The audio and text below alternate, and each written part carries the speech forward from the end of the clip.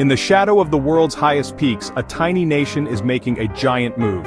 Why is Nepal, nestled between India, China, daring to challenge two global powers at the remote Lipulekh Pass?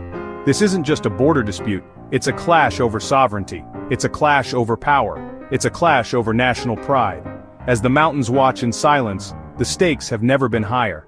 Stay with us as we unravel the controversy, shaking the very roof of the world.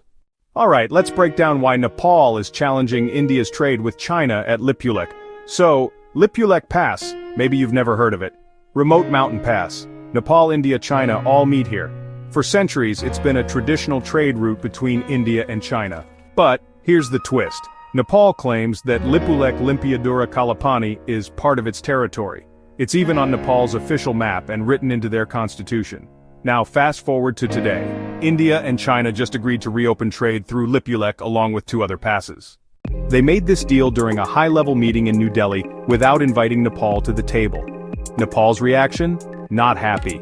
The government fired off diplomatic notes to both India and China saying, "Hey, you can't just make deals about our land without us." Nepal's leaders, including former prime ministers, are calling this a direct challenge to their sovereignty. So, why does this matter? For Nepal, it's about more than just a few kilometers of rocky terrain. National pride, history, and the fear of being sidelined by its two giant neighbors. The Sagali Treaty of 1816, that's Nepal's key argument, says this land is theirs. But India disagrees, saying trade here has been happening since 1954 and Nepal's claims just don't hold up. What about China? When Nepal's Prime Minister Ali met with President Xi Jinping, he objected to the India-China deal. Xi's response was basically, "We don't have a problem with your claim, but you need to work it out with India." In other words, China's keeping its hands clean and doesn't want to pick sides. This whole situation isn't just about maps and trade routes, it's about power, influence, and who gets a say in the region. For Nepal, not being consulted feels like a snub, especially when both India and China are making moves that affect Nepali territory. So, the next time you hear about a border dispute in the Himalayas, remember, for countries like Nepal, it's not just about geography.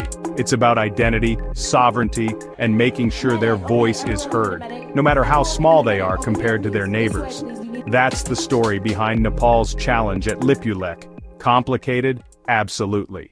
While national leaders debate and diplomats exchange statements, the real impact is felt most by those living closest to the border. For the communities nestled in the shadow of the Himalayas, these tensions are more than just lines on a map.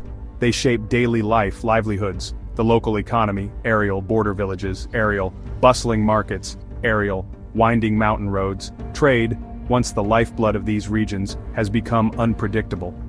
Local traders, who once moved goods freely between Nepal and its neighbors, now face uncertainty. Checkpoints can appear overnight, and new restrictions often disrupt established routes. For small business owners, every delay means lost income. Traders loading goods onto mules market stalls with unsold products maps showing trade routes. Tourism, too, has taken a hit. The Lipulekh Pass, once a key route for pilgrims and trekkers heading to Mount Kailash, now sees fewer visitors. Hotels and guide services report sharp drops in bookings, and many families who relied on tourism are searching for new sources of income. Empty guest houses, closed trekking shops, local guides, interview-style shots. For farmers, the uncertainty affects more than just markets. Access to grazing land and water sources can change with the shifting border, making it harder to plan for the future. Some residents express concern that young people are leaving in search of more stable work elsewhere. Interviews with farmers, youth packing bags, officials at a local government office. Officials in these regions are calling for greater attention to the needs of border communities.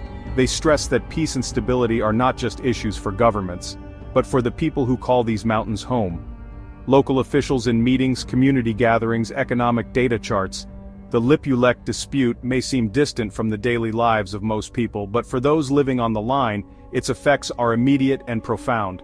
Families at dinner, children walking to school, sunset over the mountains.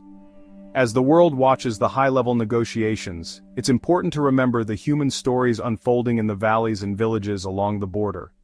Here, sovereignty isn't just a concept, it's a question of survival, resilience, and hope for a better future. Thank you so much for watching and joining us on this journey through the Himalayan borderlands. If you found this video insightful, don't forget to give it a thumbs up, subscribe to our channel for more stories that matter. We'd love to hear your thoughts. What surprised you most? What questions do you have about the Lipulekh dispute? Drop your comments below. Join the conversation. Your voice helps us bring more attention to these important issues. Until next time, stay curious, stay connected.